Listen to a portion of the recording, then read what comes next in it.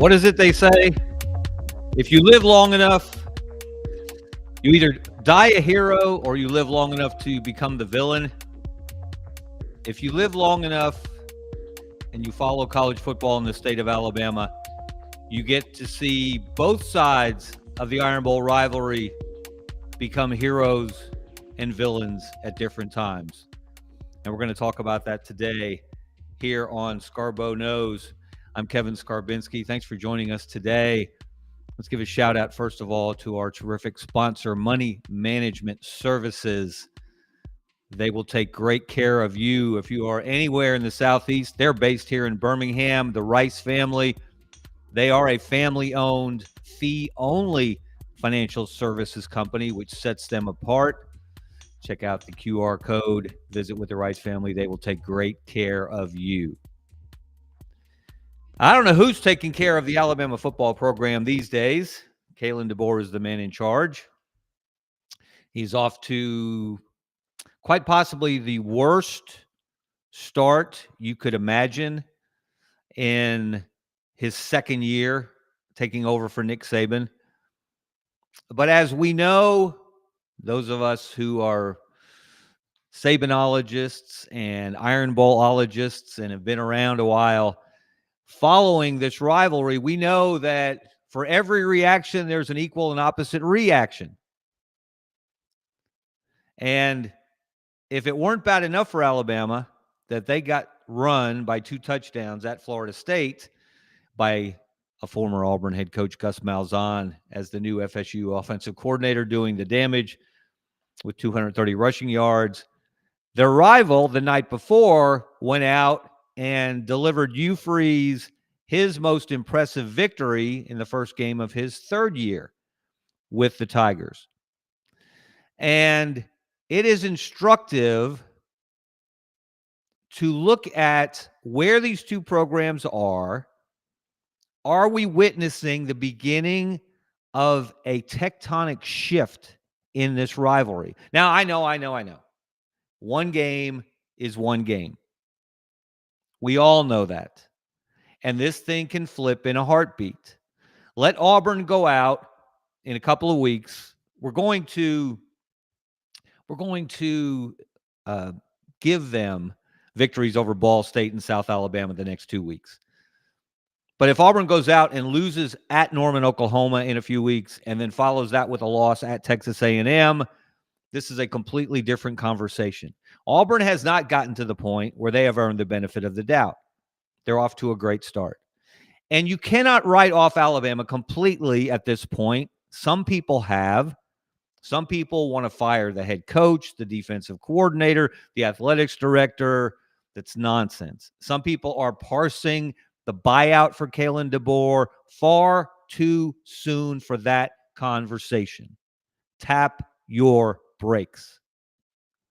Now, if they go out and we're going to give them the win Saturday over Louisiana Monroe, forgive me, Bryant Vincent, the head coach of ULM, excellent coach, excellent man, known him a long time. They have very little chance to beat Alabama, and they'll play an angry Alabama, which makes it worse. And then we're also going to give Alabama the Wisconsin victory the following week. We saw what Alabama did in Madison, Wisconsin to the Badgers last year. Then it gets real for Alabama again when they go to Georgia. Georgia hasn't lost at home since, I think, 2019. Although Kalen DeBoer has not lost to Kirby Smart yet. We'll see. So at the moment, we have to kind of project, we have to speculate, but we also have to look back because history teaches us some things if we're smart enough to learn from it. But let's look at where things are now. And I would encourage you to read my column in today's Birmingham News. You can find it on al.com. There's the headline. Breaking: Alabama's aura and the opportunity of a lifetime for Hugh Freeze and Auburn. If you're Auburn and you look across the state and you see a wounded Alabama, you had better take advantage of it, because it doesn't happen all the time. It hasn't happened for a decade and a half. But it has happened in the past, and Auburn has been ready for its close-up when Alabama has struggled in the wilderness, when it's wandered through coach after coach. And we're going to get into some details about that. But again, check out the column. I encourage you. You can find it on al.com. You can find it on my Twitter account. You'll find a link there. My Twitter is at Kevin Scarbinsky. Very easy to remember. So let's look at the opinions of some others, first of all. And the best place to look is the AP poll after week 1 of the college football season. Let's look at that poll. Let's see what the 66 voters across the country thought in general, but in particular with our Iron Bowl rivals. Alabama at 21. Auburn still in the others receiving votes category, although they've jumped up in that group. Now, I wrote a column on Monday in the Birmingham News, al.com. You can also find that. I encourage you to read it. And the headline said, "Do it, you cowards. Rank Auburn ahead of Alabama." They didn't, for reasons of their own. And let me just say this. It's easy to take shots at the AP poll voters. And every one of their ballots is public. You can see who voted whom where. It's an impossible task, especially this early in the season with such a small sample size. I voted in the AP poll once in my career. This was by choice. Way back in 1988, in a year that it was relatively easy to do so, Notre Dame went undefeated, won the national championship. There wasn't a lot of controversy, not a lot of dispute back in 88. But I decided at that time that, you know what? And early in my career, I was the Auburn beat writer for the Birmingham News, and I decided that I should not be helping to decide who wins a national championship. To me, that was a conflict of interest. That is not the case today, because we have a college football playoff. We have a college football playoff selection committee that makes those decisions. So there's less pressure, I think, on you as an AP poll voter. There's no conflict of interest. You're not deciding who gets into the playoff. You're not deciding who gets an opportunity to play for a national championship. But it's still a very difficult task. Ralph Russo, the longtime AP college football writer who used to compile the poll, he didn't vote in it. People thought he did. And now he works for The Athletic, and now he's actually voting in the poll. And it's interesting to read his pieces on how difficult it is to actually sit down on a Sunday or a Saturday night and try to rank these teams, especially early in the season. So we can't tell a lot from it right now, but there are some trends developing regarding our Iron Bowl rivals. Let's look at some trends that we picked up after week 1. And obviously the arrow is pointing up for Auburn and down for Alabama. Auburn, which was, if you extrapolate out in others receiving votes, they were 37 in the preseason poll. Now they're up to 27. They appeared on 20 ballots this week. They got 94 points this week. They only got 10 points. And remember, the number of points you get goes in reverse order. If you get a 25th place vote on a ballot, you get 1 point. You get a number 1 place. If someone puts you number 1 on their ballot, you get 25 points, et cetera, et cetera, et cetera. So Auburn had only 10 points in the preseason poll. They're up to 94 points. They appeared on 20 ballots this week. One voter ranked them as high as number 11. That was their highest placement. And this is instructive. 10 voters had Auburn ranked higher than Alabama. Not enough to flip them, but that's something to keep an eye on. Now, Alabama, of course, didn't crash and burn totally. They didn't end their streak of being ranked in the AP poll, which is, let me see, I've got that written down somewhere. They have a ridiculous streak of 208. I think it's up to 280 weeks of being ranked somewhere in the AP poll, and that is second all time behind only Nebraska. So they didn't lose that lengthy streak, but they did fall from 8 to 21. That's the farthest Alabama football has ever dropped in a single AP poll, 13 spots. They did not appear on 14 ballots. 14 voters did not think Alabama deserved to be in the top 25. They also were ranked as high as number 11, but now that's even. The highest vote Auburn got was equal to the highest votes Alabama got. That tells you something in terms of perception. And this was the lowest ranking for Alabama since the 2008 preseason poll when they came in at number 24. That was, as you recall, the second season under Nick Saban. And then they played Clemson in the Kickoff Classic in Atlanta, and everything began to change. The dynasty began to arise. Contrast that with game 1, year 2 for Kalen DeBoer. The dynasty was already dead. We've talked about this before. Even while Nick Saban was there, they were no longer the dynasty they used to be. But they also were not losing to unranked teams by 2 touchdowns, as they did against Florida State. And my favorite fun fact of this week's poll, Reese Davis, Alabama native, Alabama alum. On his ballot, he had Auburn ranked at number 25. He did not include Alabama on his ballot. I don't know, does that get you kicked out of the Red Elephant Club? I'm not sure, or the Alumni Association. I'm sure he may hear some blowback on that. However, based on the blowback that I've heard, not towards me, but towards Kalen DeBoer and Kane Womack and Ryan Williams and A.J. McCarron is just torching Ryan Williams every chance he gets. Now, I know former players take great pride in their programs, as they should. A.J. was there for 3 national championships. He was the starting quarterback for 2 of them. So he should take great pride in what he helped build in Tuscaloosa. But is it productive to just eviscerate one of the current players? Ryan Williams did not have a good game. He's not been the same player he was at the first half of last year, particularly the Georgia game when he just wowed everyone.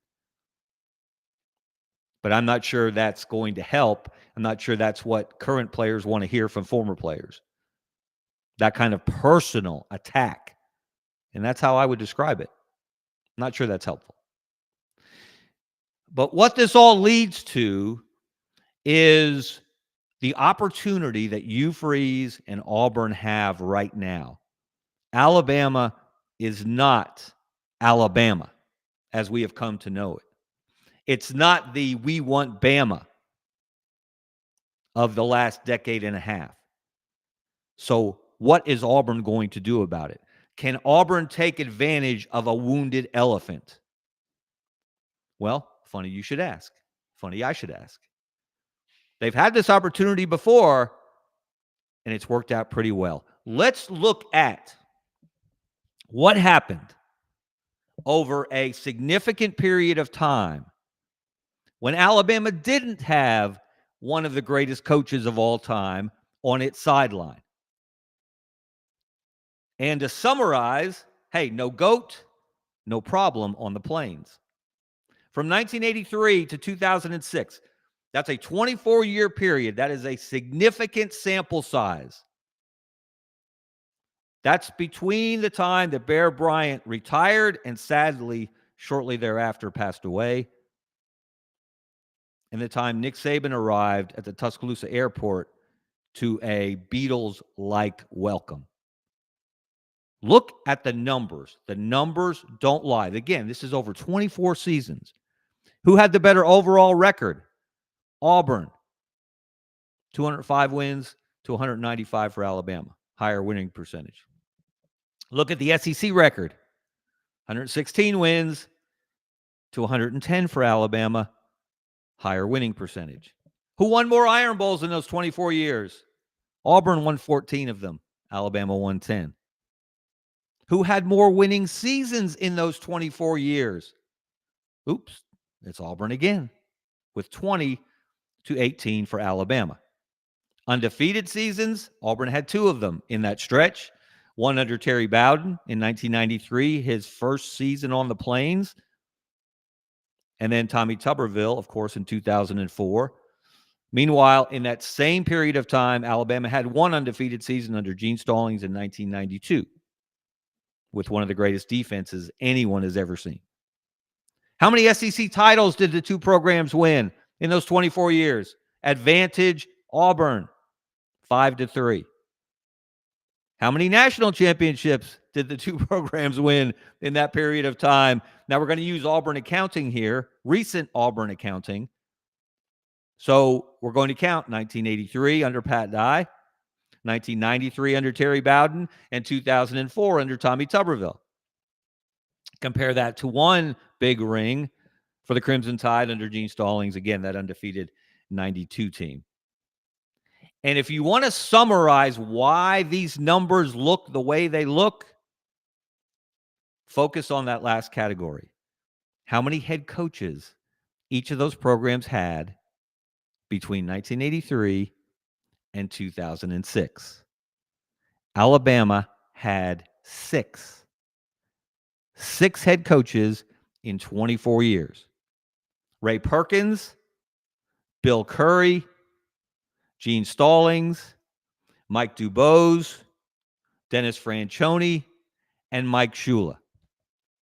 And I'm not even counting Mike Price because he never coached an actual game as the head man in Tuscaloosa. He never got to game 1. So 6 different head coaches in 24 years. Meanwhile, Auburn had 3. Pat Dye, their best coach of the modern era. Obviously, his name is on the field, as it should be. And they're going to be honoring him and celebrating him Saturday at the Ball State game, as they should. And then, of course, he was followed by Terry Bowden, who started off like a rocket and then had a good run overall, but just crashed and burned at the end. And then Tuberville, of course, followed him. Had a solid 10 years on the Plains. So while Alabama was hiring and firing coaches left and right, Auburn had relative stability. I say all that to go back to the point, tap your brakes on the fire Kalen DeBoer now crusade. It would be folly to do so right now. Now, come the end of the season, if they're 7-5, 8-4, 6-6, then it's a different conversation. If their Iron Bowl streak ends at 5, if Hugh Freeze can break through there and Auburn can win that game for the first time since 2019, then we're having a different conversation. If Auburn finishes with a better record than Alabama, which hasn't happened since 2013, then we're having a different conversation. If Alabama doesn't make the playoff for a second straight year, all the factors that will be considered to evaluate Kalen DeBoer at the end of year 2 in Tuscaloosa. And that's when he's evaluated every day. He's evaluated by you. He's evaluated by me. He's evaluated by Greg Byrne. He's evaluated by anonymous boosters who like to talk to reporters and express their displeasure. And of course, I'm referring to the On3 article by Chris Lowe and Andy Staples, in which one of those boosters did just that, expressed his displeasure with the current state of the football program. When that kind of thing starts coming out, when those kind of anonymous comments start popping up on reputable media sites, you need to be a little concerned if you're the current Alabama head coach. Not saying it's over, because that's way premature. But again, we're talking about trends. We're looking for trends. We're looking for clues and breadcrumbs. Where is this going? Where could this go? We know where it is right now. It's not in a good place. And nothing that Alabama does Saturday, and this holds for Auburn as well, nothing that happens at either place, either in Jordan Hare or Bryant Denny on Saturday, is going to change anyone's minds about either head coach or either program or the direction of either program, unless lightning strikes. Unless Auburn falls on its face against Ball State. Unless Louisiana Monroe does the unthinkable, which it did back in 2007 during Nick Saban's first year, and pulls off another upset of the century. Unless something really weird and wild happens in either place, no one's going to change their opinion. And the same is true the following week. So we're really looking toward later in September. And Auburn going to Texas A&M after going to Oklahoma, while Alabama goes to Georgia. That'll tell us a lot more about where these programs are. Are they two ships passing in the night? Is this Auburn's moment in time to flip the script, to upend the rivalry, to take the upper hand? It better be. That's why they hired Hugh Freeze. I know part of the reason was he beat Nick Saban twice while he was at Ole Miss. But we knew Nick Saban wasn't going to coach forever. And it was likely, if Hugh Freeze did what he was hired to do, if he did his job, which he didn't do very well on the field or in preparation the first 2 years, let's be honest, but if he did the job he was hired to do, he was likely going to be at Auburn to go against the guy who followed the guy at Alabama. And that's where we are. And one game in to Freeze's third year and DeBoer's second year, it's advantage Auburn. And yes, Auburn should have been ranked ahead of Alabama this week. Reese Davis had it right. Most of the voters had it wrong. The voters who put Auburn ahead of Alabama had it right. Because if you're voting on teams this year, you should vote on their performances this year. Not on their reputations, not on their brands, not on their NIL valuations, not on their budgets, not on their all-time record, not on the number of trophies in their trophy case. Base it on what they've done this season. And what we've seen from Auburn and what we've not seen from Alabama tells us that right now, Auburn looks like a better football team than Alabama. That can change. It may change. A lot of people think it will change. I'm going to ride the fence on this one. I'm not so sure. Again, I've told you this throughout the offseason. I've got to see it to believe it, that Hugh Freeze is the answer at Auburn. They're moving in the right direction. It looks like they made a smart decision in the transfer portal when they brought in Jackson Arnold. But Jackson Arnold's not going to run for 137 yards every week. He's not going to run for 137 yards against every SEC opponent on the schedule. And I know he ran for 130 or so against Alabama last year. Another strike against Kane Womack and that Alabama coaching staff. But at some point, he's going to have to throw the ball. Can he do it accurately? Can he do it efficiently? Can he do it sufficiently to balance Auburn's running game, which looked really, really good against Baylor? But this is a fascinating conversation that no one saw coming back in June or July at media days during fall camp. No one in Tuscaloosa, no one in Auburn, nobody saw this flipping like this quickly. Again, one game. One game can be an imposter. It can lead you to foolish conclusions. It can lead you to foolish decisions if you're administrators. We need more receipts. But the receipts we have now tell us things are looking up at Auburn and they're looking down at Alabama. And we don't have to go back far. I know 17 years seems like a long time, and maybe it is. But we don't have to go back. It's not ancient history to find a time when Alabama was not coached by a GOAT. And Auburn took advantage of that. And Alabama looked awfully ordinary. They lost their aura. For a 24-year period, there were very good times within that stretch. They did win a national championship. Gene Stallings did a fantastic job.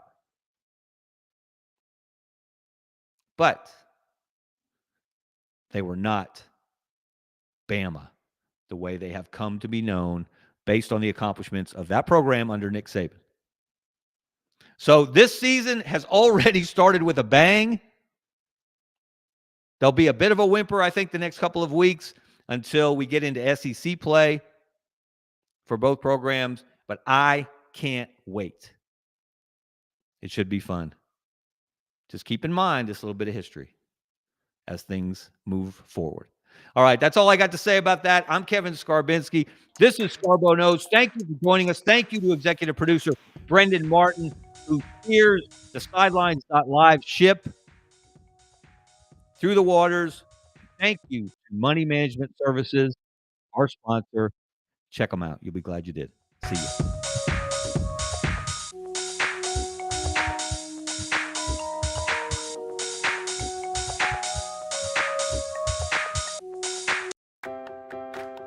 Since 1992, Money Management Services in Birmingham has provided individuals and business owners with trusted, fee-only financial advice.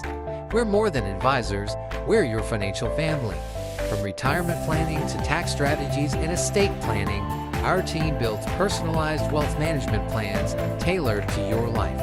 At Money Management Services, we treat you like family, because when you walk through our doors, you become part of ours.